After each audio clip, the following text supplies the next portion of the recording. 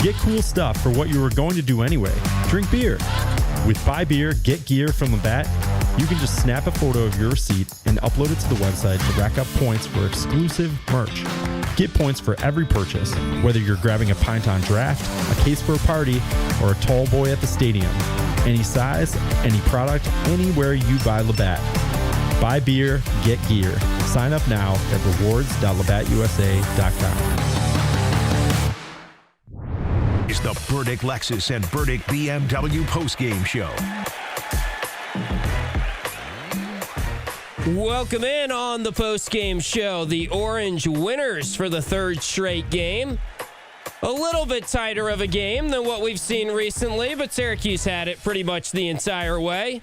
A lot to like offensively once again. It's amazing how when Syracuse plays bad defenses, they look pretty good offensively. And all the concerns about how they don't run plays and all that have really quieted over the last 3 games. Syracuse playing some pretty good basketball right now, and a lot to get into here on the Burdick postgame show. As always, we welcome your phone calls here late night on the Burdick postgame show. If you're leaving the Dome and you've got thoughts on the Orange's high-scoring win over Florida State, Tyler Betsy going for a career high off the bench, hitting 6 triples in this game, and Nathan George setting a Syracuse high in assists in this game, and Donnie Freeman just being unbelievably good. Once again, whenever Syracuse needs a bucket in the second half, whenever things tighten up, they have an alpha male. They have an alpha dog right now on this team. Remember when Donnie was out and the conversation was, who's that guy that they can turn to late to get them a bucket? Well, that is not a conversation right now. In fact, I can't really remember a Syracuse player. You probably got to go back to the Elijah Hughes, Tyus Battle time period to find someone that is this much of a go-to guy, the way that Donnie Freeman is playing for Syracuse right now. He goes for 25 tonight, and it's like he's not even breaking a sweat. He is making some tough shots. He's also just getting to his spots. He's such a handful to guard when you consider what he is doing in terms of his shooting and how much he has improved as a shooter and just how much he has taken a leap as a sophomore. When we knew Donnie Freeman was hurt, I think we knew he was the best player on the team. But since he has returned, it is very, very clear that he is not only the best player on the team, but he's the best player on the team by a wide margin. And it is very clear who Syracuse needs to get the ball to in crunch time situations. And there's a lot of value in that, in having a guy that everyone on the team knows is their leader, is their guy to turn to late in games when you need a bucket. Out of a timeout, 2 minutes, 1 minute left. It is Donnie Freeman right now. And he has played in the last 4 games and really the last 3.5 games since returning from his injury. He's exceeded my expectations, and he has played about as good as any Syracuse basketball player in the last 8 to 10 years, I'd say, in terms of what he's done in the last 3 to 4 games. It's an effortless 22, 25, 27 that Donnie Freeman has given you every night. Yes, they are playing light teams. Yes, they are going against some of the weaker defenses in the ACC, and I expect him to do the same thing on Saturday against Boston College. But let's not scoff at Syracuse winning 3 games in a row, basically by double figures. They win this game in the end by 8 points. They scored 94 points. About 2 weeks ago after the Clemson game, I think we all would have been dumbfounded to think Syracuse could score 94 points in a game. And I was the guy who made the point that going into this stretch, and after I saw them play pretty good against Georgia Tech offensively, I felt like we were going to see Syracuse's offense really stack together some nice performances. The same way I felt going into the Vegas stretch that Syracuse's offense was going to struggle, because you look down the road and you saw that they were playing some really tough defenses in a 4-game stretch. They did beat Tennessee, but they only scored 62 points in that game. They scored 61 against Clemson, and all the chatter was about the offense and how much the offense needs to improve. And I do think it's improved. I think we're going to find out when they go up against legitimate ACC top of the conference defenses just how much it has improved.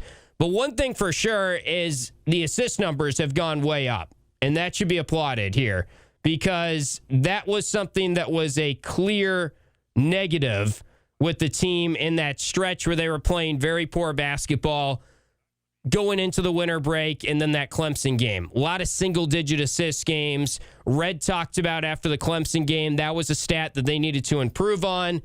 And since then, their assist numbers have really gone back up. The Orange had 20 assists in this game. That ties a season high. Nathan George had 11 assists, just 4 turnovers in this game. I know that's probably not what we should be saying, but that's a good assist-to-turnover ratio. He still had some sloppy ones, but for the most part, George was good. Thought it was a little puzzling he didn't play more in the second half, honestly. But Syracuse has had 15, 17, and 20 assists in the last 3 wins ever since Coach Autry pointed out that that is a stat they need to get better at. We will hear from Adrian Autry's live press conference as soon as that happens. Let's go to the phone lines right now, though. You can call in at 315-437-7644. We've got Pat in Syracuse leading us off tonight. Hey, Pat. Hey, first of all, that tech on Sadiq was weak. Yes. I mean, like, really weak. Like, embarrassing. I mean, that happens all the time. Got to give him a warning there, and that's it. I mean, all you had to do is walk up to him and say, knock it off, and he's a good kid. He's going to knock it. That was so weak. Oh, it's just embarrassing. But, my takeaways from the game, forget the X's and O's because Florida State shot out of their minds, and they've done that a couple times this year. They gave Florida a big-time run. They gave Duke a run. They played Alabama in the preseason, and they almost beat them. Yeah. So and then they get blown out by certain teams that are garbage. So Florida State's all over the place. Yeah, they live and die by the 3, right? And we did see them shoot pretty well. But you can tell some games when they're shooting well, they can compete with a lot of good teams, for sure. Yeah, but the thing is, a lot of teams that live and die by the 3, you wouldn't expect that athleticism, depth, and playmaking. I mean, they were taking it in. That team impressed me. They were much better than Georgia Tech, and I can't believe they're 0-4, but that's the ACC, and that's college basketball. But my takeaways from the game, short and sweet, is real simple. I love when JJ, I can't remember if it was just before he banged his hand, or just after, but he had a baseline drive, and then the guy was talking smack and D'ing him up, and he finished opposite the SU bench, and it was just one of those things where you finally saw that emotion and that little bit of dog in him that people have been questioning his overall competitiveness. Nobody questions his athleticism. Nobody questions his speed. It's that intangible piece that I saw from him, and it's the first time I've really seen that where he's not just celebrating, but he's letting that dude know, yeah, I just gave it to you. Same thing with Freeman. Obviously, same thing with Sadiq. I just like the fight in that. I don't know if you noticed the exchange with Nate George. Yeah. So they were talking trash with him on the free throw line. He started saying something to the bench, and then he gives it to him. He doesn't just talk his stupid talk. He backs it up on the court. And that's what you need, because otherwise it's just nonsense. So that was my takeaway. I hadn't seen that competitive fight from this team all year. I mean, you were kind of looking for a pulse and an identity, and maybe it just takes a lot longer. And Donnie Freeman makes it a little bit easier for everybody, doesn't he?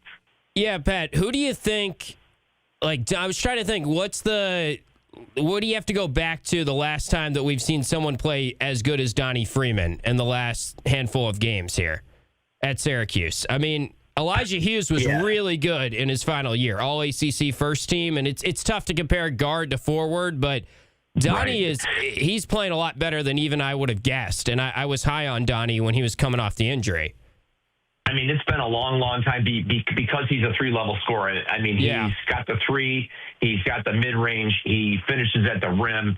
And like I said, I didn't think the thing I thought was lacking with him is that competitive fight. And I don't know what that happened at the end of the game. I don't know if you heard, but I guess something happened right at the very, I don't know what happened, but I would say, I mean, to be honest with you, he's a better version of a Dante Green, because Dante had all that, but I just think there's more with Freeman. Dante was a little aloof mentally, and I think Freeman's not. And I mean, Dante Green didn't even have a great year, but he had that height and the 3-level scoring to some degree. But I mean, that's a great question. I mean, he's playing better than Quincy did when Quincy was really playing on all cylinders. I mean, he's just too long. I mean, Chris McCullough for a short time, but we didn't get to see enough of him. Yeah, I mean, we didn't see enough of him. I mean, obviously, some people are going to disagree with this. Obviously, Buddy had some great stretches in the Sweet 16 run, but it's not the same. I mean, this guy's going 9 for 12 from the floor. It's just so obvious to me that it's like he could even be getting the ball more, and he's scoring 25 a night, basically, since he's come back. And Betsy's guy kept cheating off of Betsy to help out on Freeman, and that's what you need. You need a guy. And that makes it easier for Betsy. So I mean, yeah, this is a good sign. Too bad he was out because obviously this resume would look a lot different. But the last thing I want to say is the resume actually is. I didn't think it would climb 37 spots in the net in 4 games, and that's what it's done. And that's 27, pretty good. Right? I think 90 to 67, right? I think I thought it was at 62. Or Wasn't 33, it as bad as 93? Yeah. Yeah, 30, I guess you're right. Yeah, I mean, about that. Yeah, we'll see if it climbs a little bit after this one tonight. But yeah, it's climbed a ton. I mean, it's going to be harder to keep climbing, I guess, but for sure. I mean, they're playing good, and they're winning by margins that help your net at this point. So good stuff, Pat. And even though Iowa State got it handed to them, at least it was Kansas. Yeah. For sure. And Clemson's playing well. That's helped them a lot. That's now a quad 1 loss. So they need Clemson to keep playing well. All right, that is Pat in Syracuse. We're going to try and sneak in a break, and then when we come back, hopefully we'll have Coach Autry here on the Burdick Postgame Show.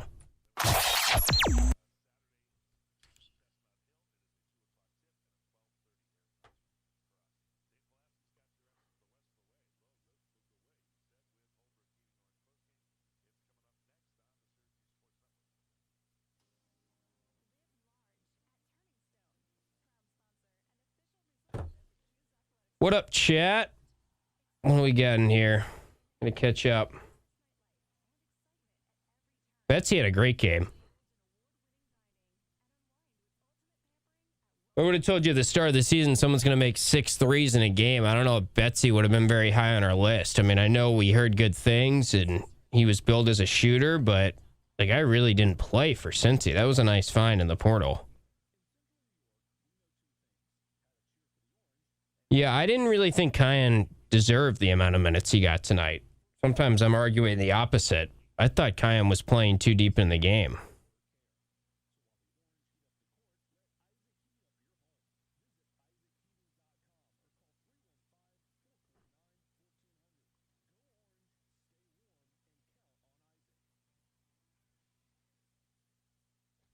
I don't know if Donnie isn't like unbelievable on defense, but he had that nice block. I mean, he's not a negative from what I'm seeing.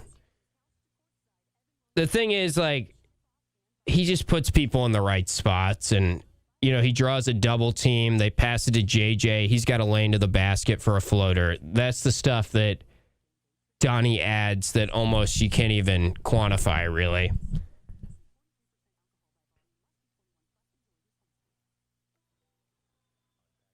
Philly, you pretty much got your wish. We saw a lot of Starling at the 1, I thought. I didn't know if it really worked, but plenty of Starling at the 1 in the second half.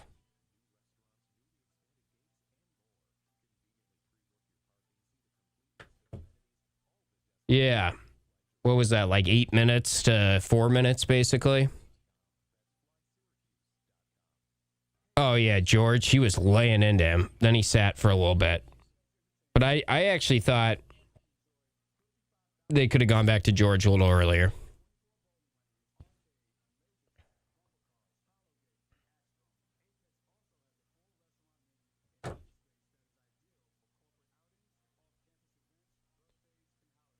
Yeah, he's got some dumb turnovers, but, I mean, that was kind of the game tonight. It was up and down, track meet. Syracuse had 14 turnovers. That's actually below the average of what Florida State has been forcing. Both teams had 14. It's the sloppy ones you want to negate, but God, Florida State, if you want to evaluate them, they had some sloppy ones. I mean, there was that stretch when they took the lead. They didn't even get a shot off for 3 minutes because they were just coughing up the basketball.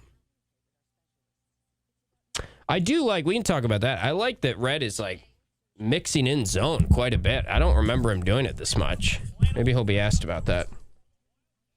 In the last 3-4 games, just funny how I'm sure their metrics are going to flip a little bit. We're going to see the offense climb and the defense drop. But it's funny how much they've been going to zone. I like it. I mean, they've been practicing zone all year. I know that, and they just weren't really using it much at the start of the year. It's almost like they were kind of saving it. Yeah, but that guy turned it over a ton. Cope 4184. He had McCray had 7 turnovers.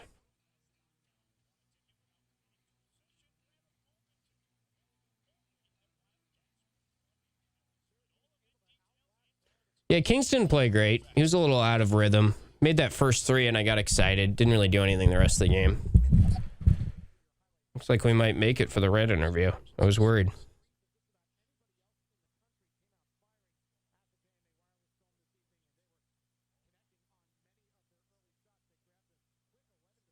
I haven't gotten a text yet from Jordan.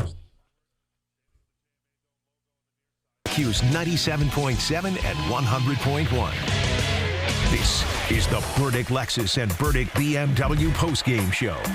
Yes, it is. We're rolling along on the postgame show. Another win for the Orange. Late night. Happy you could join us here. We always have Adrian Autry's full press conference live. You can always watch it on QSportsTalk.com. Hey, by the way, these post-game shows are now in podcast form as well. Pretty cool. ESPN Syracuse / Utica Rome. If you ever want to listen to the shows the next day or listen on demand on your favorite podcast feed, you can find us at ESPN Syracuse / Utica Rome. So we are awaiting Adrian Autry's full post-game press conference. We'll go live to the podium as soon as he is there. We're taking your questions throughout the Q Sports Talk chat. We got some chatters pointing out that the Orange are undefeated when Calvin Russell is on the team. Fran Brown in attendance tonight with his 5-star wide receiver dressing for Syracuse basketball for the first time. We talked a lot about how it feels like the Orange are improving offensively and they're getting some great assist numbers. 15 assists against Georgia Tech, 17 against Pittsburgh, 20 tonight, matches a season high in assists. Nathan George set a season high personally. He had 11 assists in this game. And there was a stretch there in the second half after George had that bad turnover with 11 minutes left. Passed the ball kind of right out of bounds, trying to get it to Cayenne from the top of the key to the right wing. And the pass went right into the Orange bench, and you could see as they went to break on the TV broadcast that Adrian Autry was laying into his point guard quite a bit. Then George sat for a good amount of this second half, and I kind of felt like it was a little bit too much Cayenne Anthony, actually. I'm usually arguing for more Cayenne minutes. I thought Cayenne wasn't bad in this game. He just wasn't doing a whole lot. And I wanted to see George come back in the game. They brought George in for the under 4 timeout as well as Tyler Betsy. Tyler Betsy didn't really play a ton of minutes in this game, and he hit 6 threes. And he was the beneficiary of Nathan George finding him and getting some transition opportunities. And the game being a track meet, I think, helped Tyler Betsy fill some spots in the corners and in the gaps and be a trailer for some transition looks. In the end, Betsy, 22 minutes, 18 points. That's a career-high 18 for him. He had not made more than 4 threes in a game this year, I believe. All right, 5 threes against Houston was his tops. No, it's 4 threes against Houston. So that's by far his best shooting game. 6 for 8 from three-point range, 6 for 9 overall. There are a lot of guys here for Syracuse where you feel like, man, they could have gotten more shots, but that's just how it went. When you're shooting 60% offensively, there's a lot of guys that you feel like had efficient games. You go down the list, J.J. Starling, 7 for 10, 15 points. You love that out of him. That's what we want to see from J.J. in every game. Last 2 games, I think Pat hit it on the head there. JJ has played with an aggressiveness and a good mindset, and he just looks the part of a senior in the last 2 games. And we were critical of him, and I said something on my show, I believe it was after Georgia Tech, where it was a couple games in a row of single-digit scoring and just inefficiency and not really looking the part of what we expect from J.J. Starling. And I said he's got to be better, and to his credit, he has been a lot better in the last 2 games. And you're seeing Syracuse just flow better offensively when they have J.J. Starling playing the way that we know J.J. can play. Donnie Freeman, 9 for 12 in this game, 6 for 7 from the line, 25 points, 8 rebounds, just 2 turnovers in 34 minutes. He's just a walking bucket right now. Little bit of a weird game from Nate Kings. Made that first 3. I thought maybe he would break out. He did hit 2 threes in this game. That was only the 6th time in the first 17 games that Nate Kings has had multiple 3-pointers in a game. Would have expected we'd be getting more production from him beyond the 3-point line. He does seem to make some big threes, and he's still doing a lot well for you defensively, and he's not forcing the issue, and he's never a guy that you're worried about from a turnover perspective. Only played 18 minutes in this game. He did get in some foul trouble. So Nate Kings was kind of okay. Nothing really to write home about. Nathan George, we mentioned the 13 assists in this game. It's updated here on the stat sheet. I was seeing 11 earlier. Now it's 13 assists. So that is a borderline career high, I think, for him. Only played 29 minutes. I mean, that's still a good amount of minutes, but it's not upwards of 30 like sometimes we see from Nathan George. And he was very effective, of course, when he was out there with the 13 assists. Now I'm seeing 22 assists for Syracuse. These stats have changed dramatically. That would be a season high in assists. So we'll see if they figure out the stat sheet here. But regardless, it's either 20, 22. It's either 11 assists for George or 13. It was a lot of assists tonight, and it was a good all-around offensive performance. And let's not lose sight of the fact that it felt like we were really hard on the offense, all of us. And we were really down on the offense not that long ago. And I'm excited from what I'm seeing offensively. And I'm very eager to see the offense go up against a very good defense with Donnie Freeman, because we haven't really seen it all year. They have played 5 top 25 defenses this year. And Clemson, by the way, is really good. That loss to Clemson is looking better and better. They just keep on winning. They're undefeated in the league. They're a top 25 team. Clemson, they had Donnie Freeman for the entire game, but it was really the second half is when they had Donnie Freeman. So that game counts a little bit, but you played 4 very good defenses in a row from Vegas to Tennessee. You didn't have Donnie. And the offense looked okay in those games. And then you played a very good defensive Clemson team, and you had Donnie for the entire game, but he was shaking off the rust. Very curious to see when they go up against a good defense and an overall good team, and it's a quad 1 type of game. How many points is Syracuse going to score? Has their offense improved to the point where we should be expecting them to score 75, 78 points when they go up against a good defense? Or is it going to fall back to the 64, 65, 68 point range? Not that points are the biggest thing. I mean, obviously they are, but like in a way, we should be looking at field goal percentage and what type of shots are they getting, and are they making threes? Because the last couple games, they've made threes. Now, Florida State gives up a lot of threes. Not only do they jack up a lot of threes themselves, but NC State just put in 19 threes on them at their place last game. They've had some really bad games defensively, where teams have scored 113 NC State, 107 Georgia. They gave up 100-plus to Alabama, who's quite good in an exhibition game. They actually hung with Alabama in that game. So there's plenty of examples of Syracuse struggling against good teams offensively when they didn't have Donnie. We just haven't really seen Donnie and this Orange offense and everyone whole against a good defense yet, which is weird. It's January 13th and about to be January 14th in about 20 minutes.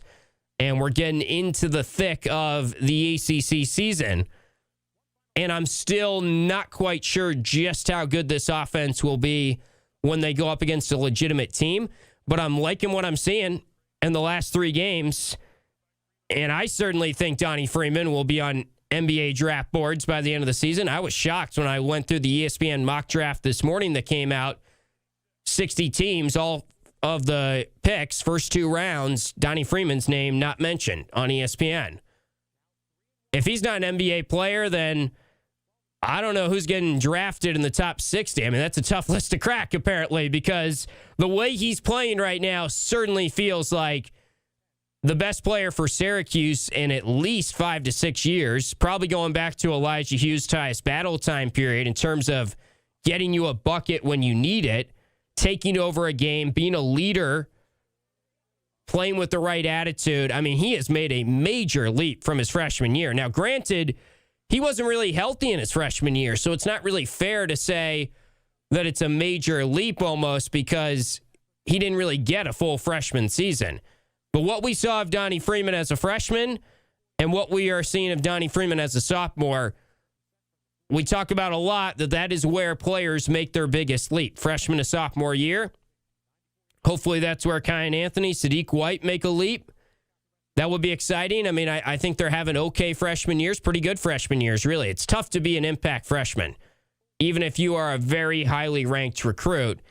And it feels like they have gotten a huge leap here from Donnie Freeman in his sophomore season. We're still waiting on Adrian Autry. We'll go to that live as soon as we have it. Let's see if we can go back to the phone lines, and we'll bring... They didn't have these in the back, so...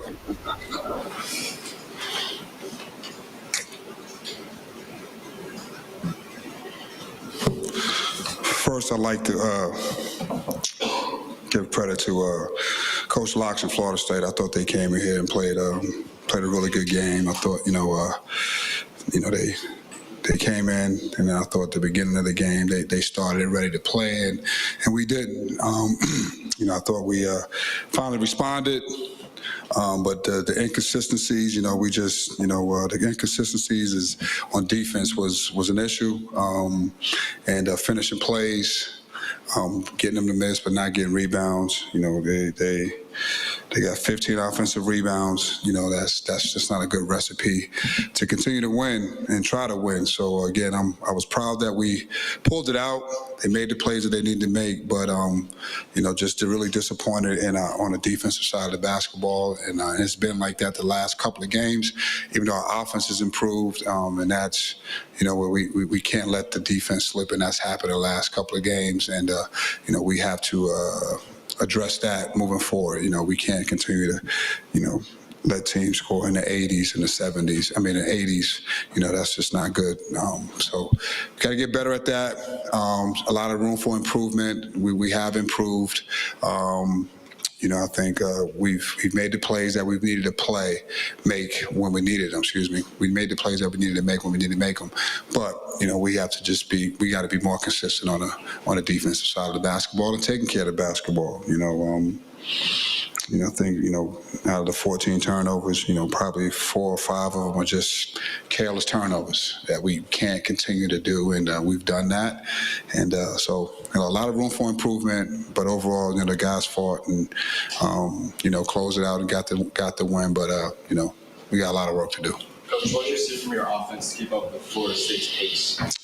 I thought we did a good job when we did get the rebounds, got out in transition. I thought our guys did a good job of getting to the corners, spreading. I thought, George and all the guards, Kyan, those guys made reads. And, we got the ball to Tyler Betsy. He was hot. The ball found him. I thought Nate Kings came back in. I thought Kyan made a big play in the second half with a corner 3. But when we did get the rebound, I thought we did a really good job in transition. Adrian, let's think about Tyler Betsy, 6 of 8 today. How are you able to get him open for those looks, and just talk about his ability to knock them down today? Yeah, I mean, a lot of them, it was in transition. I thought we rebounded the ball. I thought George and JJ did a phenomenal job of pushing pace and getting out, and everybody got it kind of running and flowing into it. And those are the best threes that you can get, with a team, trying to create a 3 off a play or a set is tough. I thought we got a lot of our stuff in transition. I thought the guys really, made extra passes, and I thought they started looking for them after a while as well. very frenetic pace today, fast. If you look at the ball handling numbers for Nathan George, is that the kind of ball handling that game that you need from him this for the rest of the way? Yeah, I thought Nate was really good. I thought he, I think he's been really good the last couple of games. Double-digit assists. Really, the key to running this offense. Now that we're in full strength, getting the ball to where it needs to get to, running the offense. I thought, today he took care of the basketball. A couple of turnovers late, but when you're a point guard and you have the ball that much and a good passer like him, those guys, point guards like that, they kind of, take some risks at times. But I thought today he did a really good job, especially at the end of the game, closing it out of just taking care of the basketball. Coach Kyle, just when you saw him, he was one rebound away from a double-double, only one foul in the game, 3 blocks, just his overall play offensively. I thought Will was really good. I thought, we could have got him the ball a little bit more, especially when they were switching a lot. But I thought he did a really good job of kind of standing around the basket and getting rebounds and, and finishing off some plays. He was a catalyst of a lot of those rebounds and pushing it out, getting fast breaks. But Will's been really good for us. Again, he's being productive, and that helps when we can get him in double digits. That means the ball is moving. Today we had 22 assists. That's what we want to do. Share the basketball because this team has a lot of weapons, in my opinion. I think Will is a big part of it. We need to get him involved in offense a little bit, finding him. But he's rebounding. 5 offensive rebounds. This was a team that we knew we can get some extra possessions, and he did that. Well, it's a slow game for most of that game, but what do you think made it easy for your offense to break that as well as it did tonight? The zone. Again, we got good passers. We work on that stuff all the time. I thought we really moved the ball and got the ball into the right places that it needed to be. Even on the press, I thought we attacked their press for some easy baskets as well. Kind of for the third straight game, kind of relying on Ronnie coming down the stretch there. What do you see out of him to have that trust and be able to go to him in crunch time? When you talk about having a guy, a go-to guy, and I think we have a couple of those guys. Donnie's just efficient. The one thing about him is he does a good job of getting to his spots, or he can get to the foul line. So when you have someone like that, a lot of times it's just trying to get him the ball and trying to give him some space a little bit. He's a mismatch problem. They were switching, so he got some little smaller guys on him. I thought he did a good job of getting to his spots. So again, Donnie is efficient. He's playing really well. We have to get better.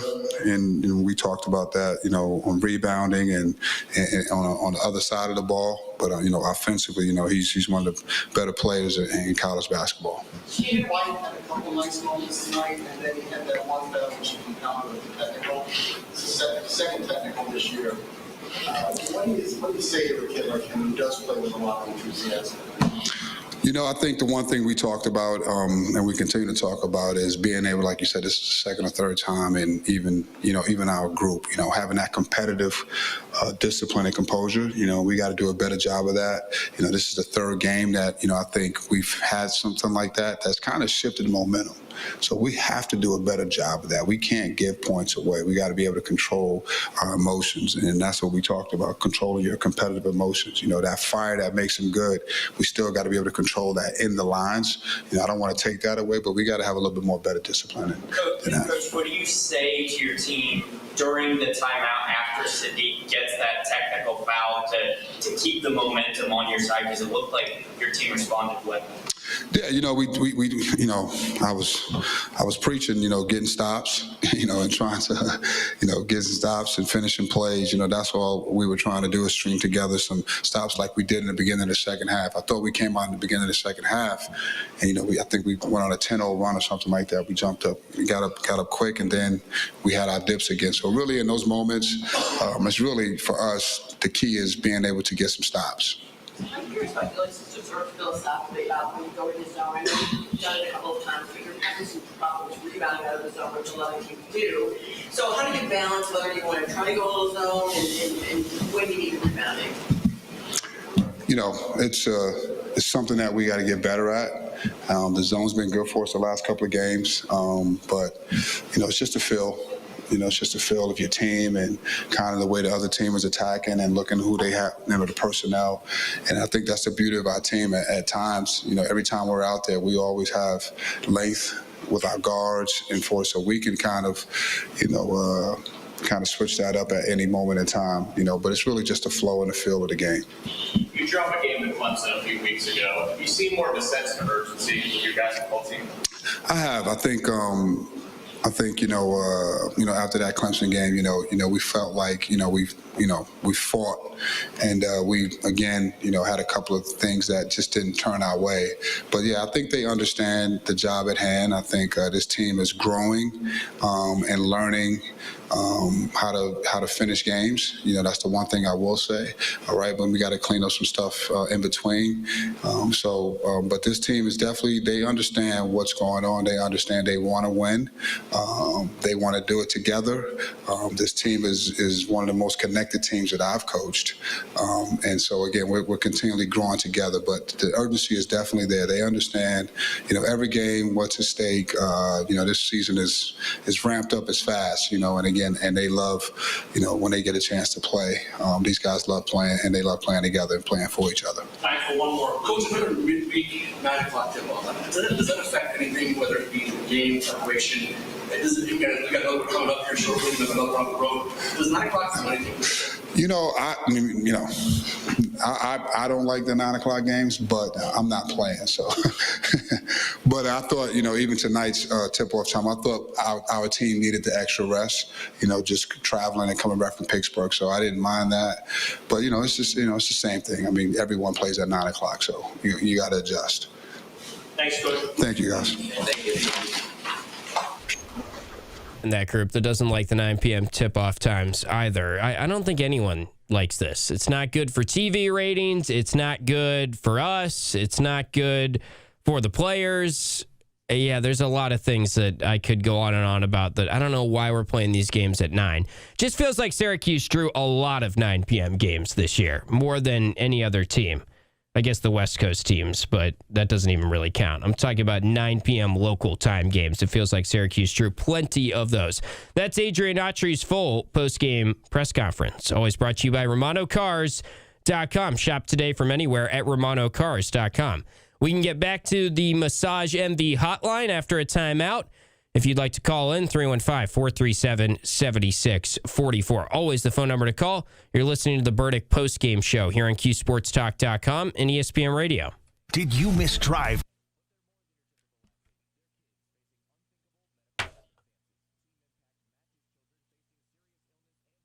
I know that, Fly Guy, but it just, we've got, 5 9 p.m. games? It's not ideal. I think John Wildtech said I voiced my critique to the conference that we got so many, and I think he's right to voice that. Massage Envy Hotline, yes. Super Cat. That'd be nice right now as I yawn at midnight. Just a nice massage before I go to bed. That'd be great.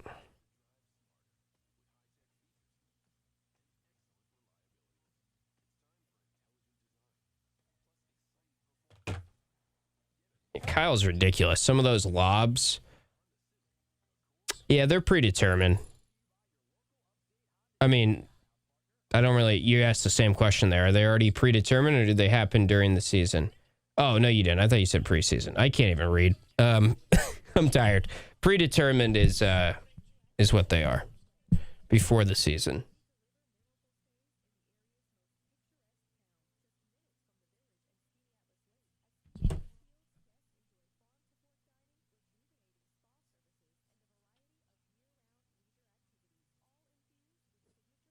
No, before the season. No, not dependent on how you're playing.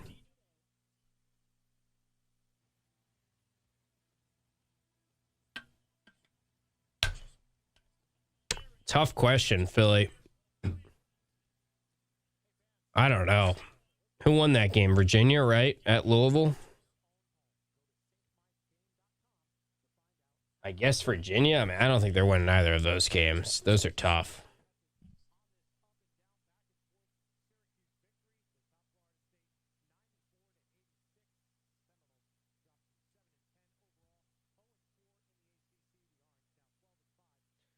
I mean, Virginia beating them by 9 on the road. Virginia's been really good.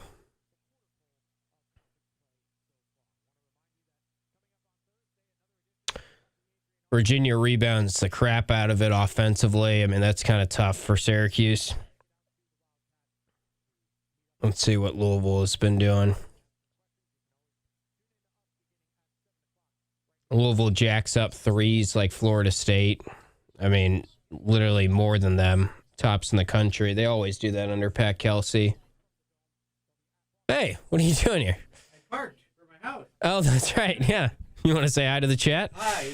It's funny. I'm hearing everybody's happy and okay. A win's a win. Yeah. And the coaching staff's upset because right. the way they played. Yeah. Yeah. I was just about to make that point. I also just find it hilarious that a couple games ago against Clemson, it's like the offense sucks. Now they scored 94 points, and it's the defense. Yeah, all right. I'm going to be you can't take anything offensively against Florida State. Yeah. They give up a ton of points. Right. But they were knocking down. Tyler Betsy's knocking down shots. Yeah. Cayenne's, I don't know. Why did he play so much? I thought he left him in too much. He was struggling a little. Yeah, but they got the win. Yeah. Donnie's incredible. Yeah. Lots to like. Yeah, he is good. Probably JJ's pretty good too as he left.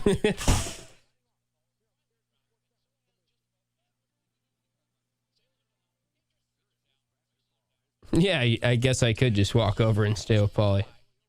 We won't have Paulie tomorrow because he's finishing up the move.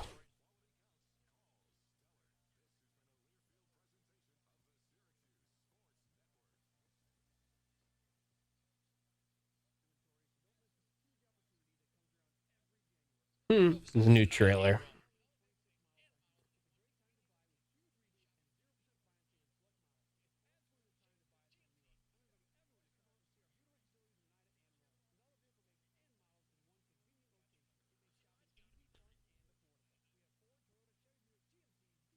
Remember something, New York. Nye is the official partner of the Syracuse Orange. Go Orange.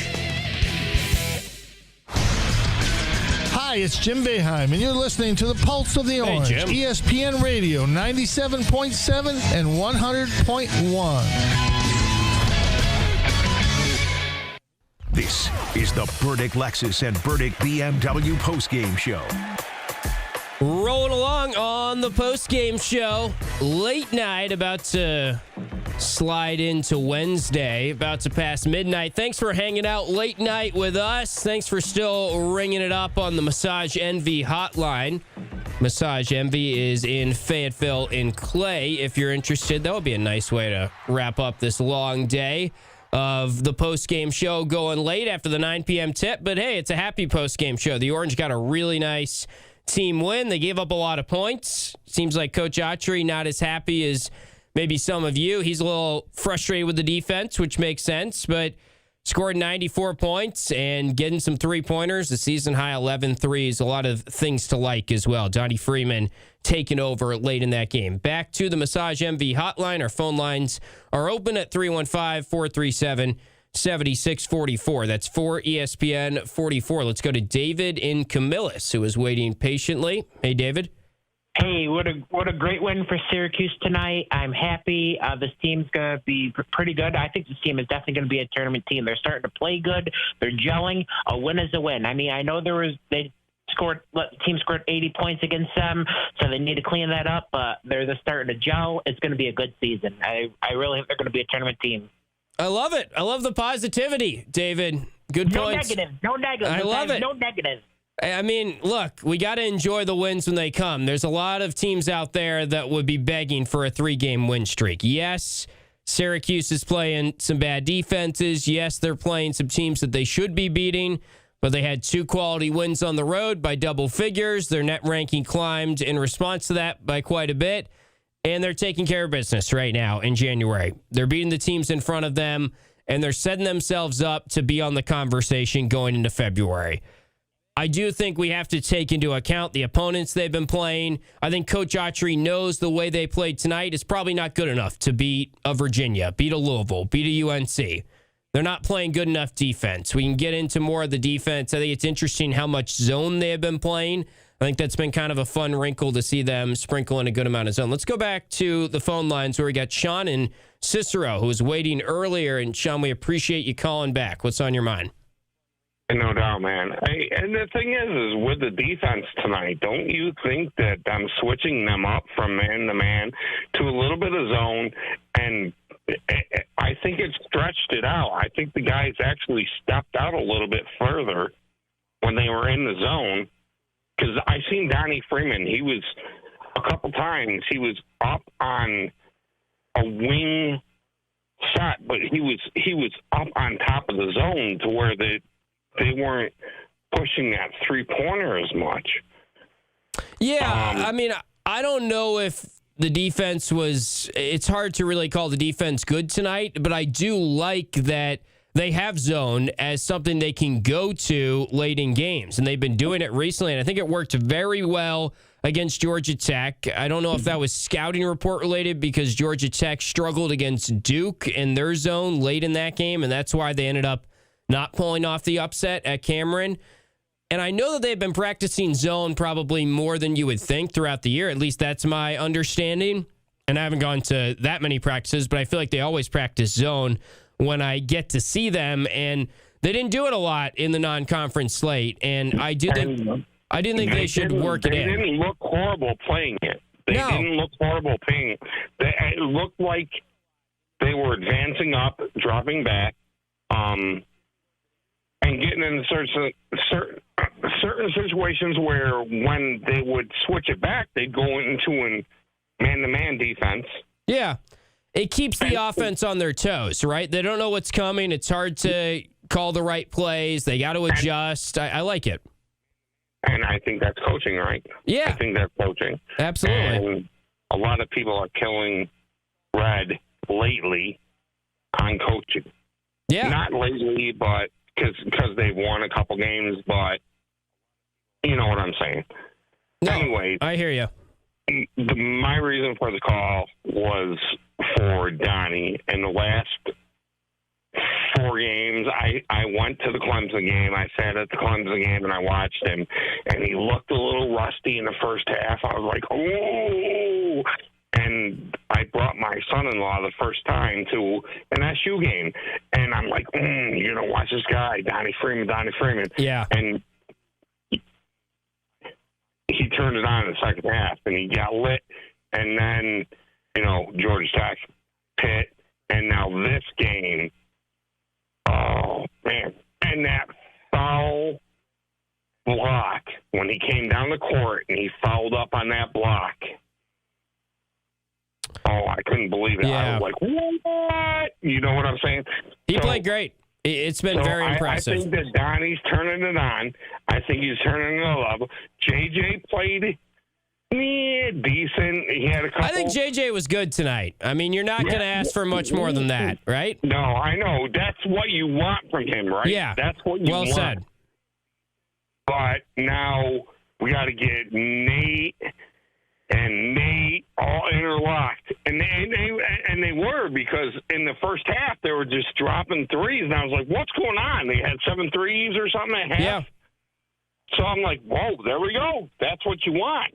And then you get another 7 in the second half, which is, ringing the bell, because you ain't going to get that.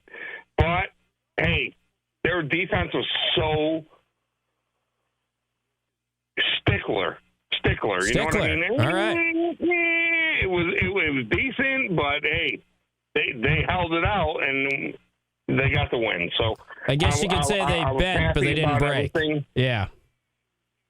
But, all right, man. Appreciate you checking in, Sean. Good stuff. Hey, thank you very much for your time. I'll talk to you guys soon. But man, I love your shows, man. I love your shows. Thank you. We appreciate you listening and checking in on the Massage MV hotline. There's Sean and Cicero. We'll get to more of your phone calls. We do have to work in a timeout as we continue to go late night here after the Orange win it at the Dome, 94-86 over Florida State. They have won 3 games in a row, all by 8 points or more. They play Boston College on Saturday, a team they will be favored in by quite a bit. 315-437-7644 if you'd like to call in on the Burdick postgame show. More after these messages on QSportsTalk.com and ESPN Radio. Did you miss try? Stickler.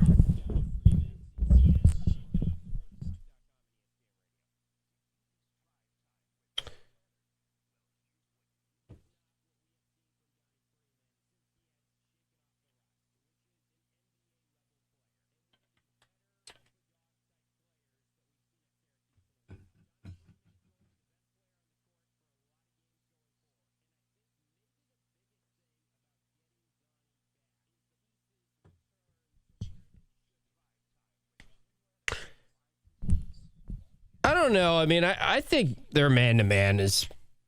It's just fascinating how you guys all want zone now. Like, I know it's a different team. I like what they're doing. They don't need to play more than what they're doing, though. I mean, they're a man-to-man team that will sprinkle in some zone.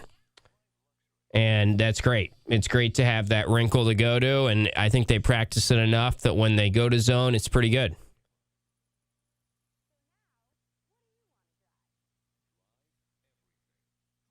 Yeah, maybe Philly. I mean, Tyler Betsy, I felt like he could have gotten some more minutes tonight. I think you're bringing up a good point that probably no one brings up. He's not good on defense, and that's why he doesn't play more. It's like Kyan. I mean, Kyan's not good on defense, and that's fine. I mean, he makes up for it. He's a very good offensive player, and some games he really showcases that.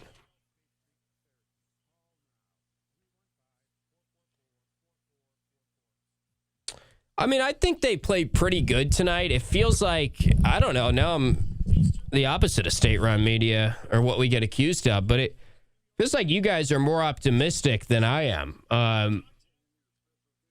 That was a solid win, but it's also, I think I'm just looking at the opponents and I'm just expecting them to win these games. And, you know, I know all you guys probably are too, but like, I think Red was a little bit upset post-game. He wasn't thrilled. I mean, they got to be better defensively than that if they want to win in quad one games.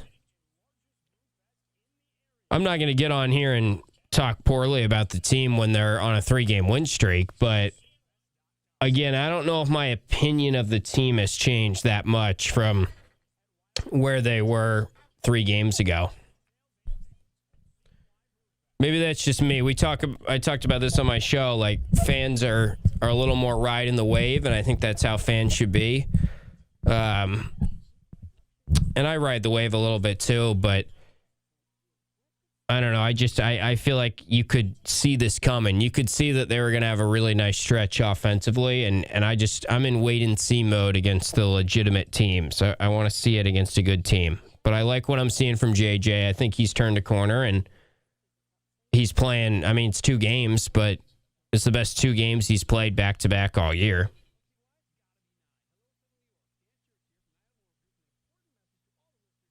Yeah, I agree with that, Fly Guy. Got to play a little bit better I mean, the ACC's good. Like, Florida State you can lose to. They're not bad. It's just, they just cough up the basketball a lot. I mean, they had some really bad turnovers, too. And their defense is pretty bad.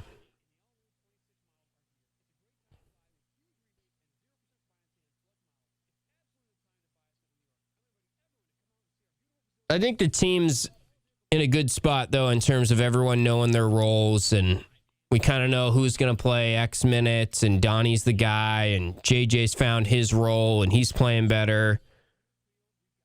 They've done a good job handling the zone. They just seem a little more tightened up in some areas. If they throw a press is thrown at them, they handle that well. They're making winning plays down the stretch, which is nothing to sneeze at. They're getting some good looks offensively for sure, but I just want to see it against, like, even Virginia Tech will be a step up. Yeah, Betsy's shooting great.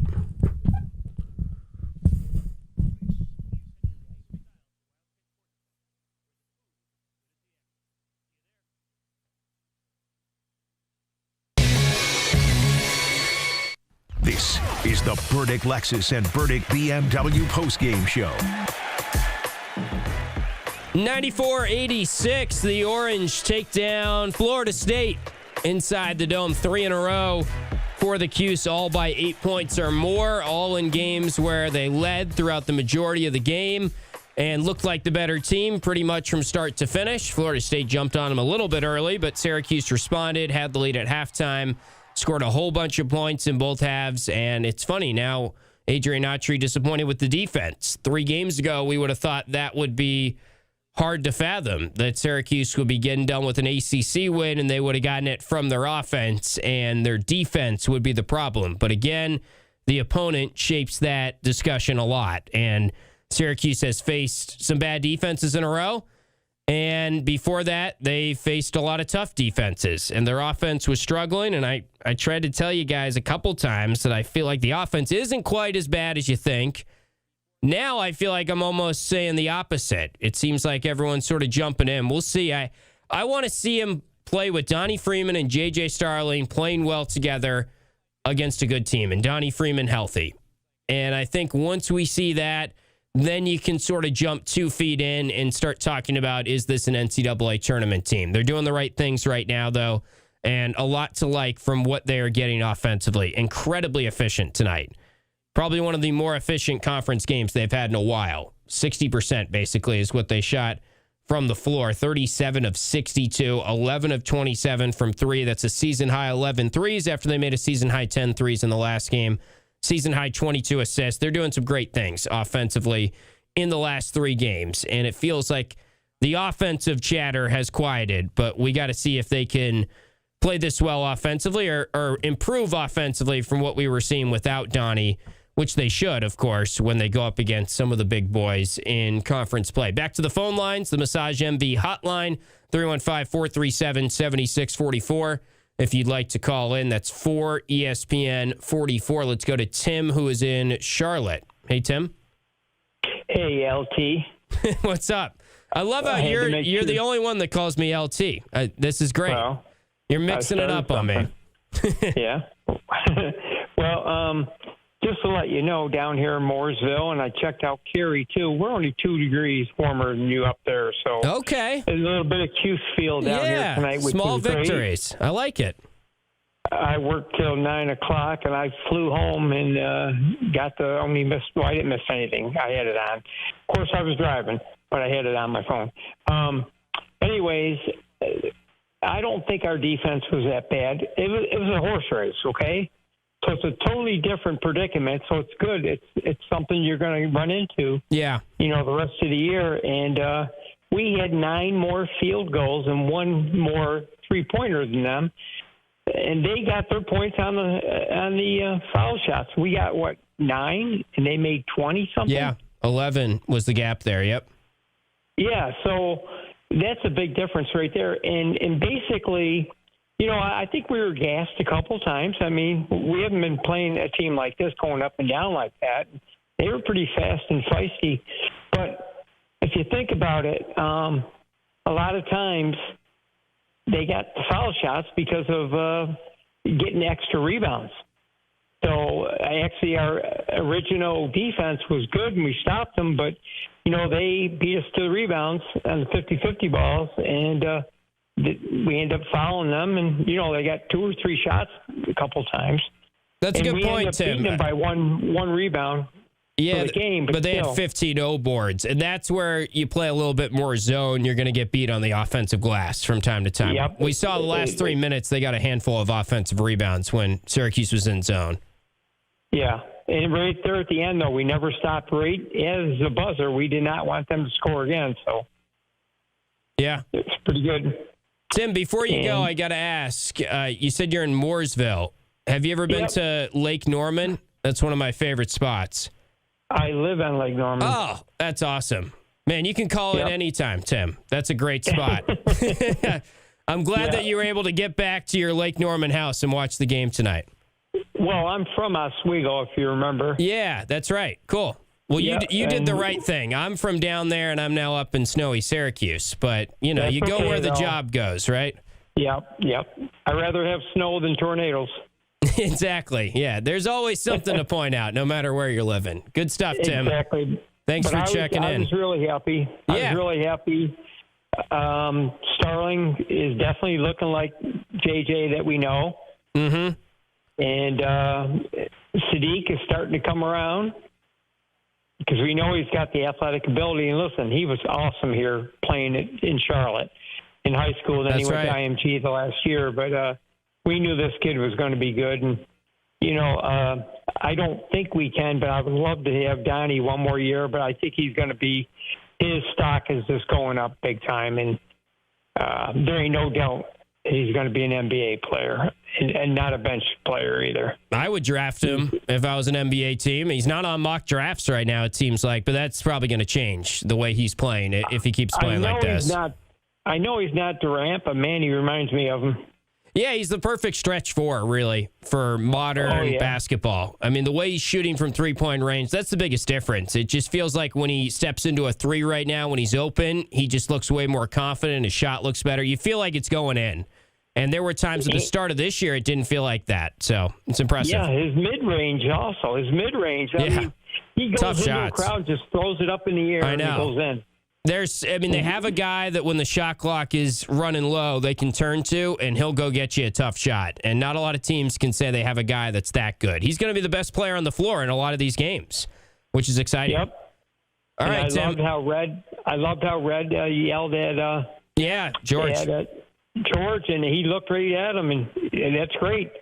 I think Red did a good job, and I feel really good for him because he's really taking a beating here and stuff like that, and he's showing that he does know what he's doing. So my son played at the camp, Boeheim's camp, back in 2013, and I sat with Red's wife and stuff, and what a great person. Yeah, he's a great guy. Told me a lot of stories and stuff like that, and she introduced Conrad McCray. She knew him. That's how she met Red.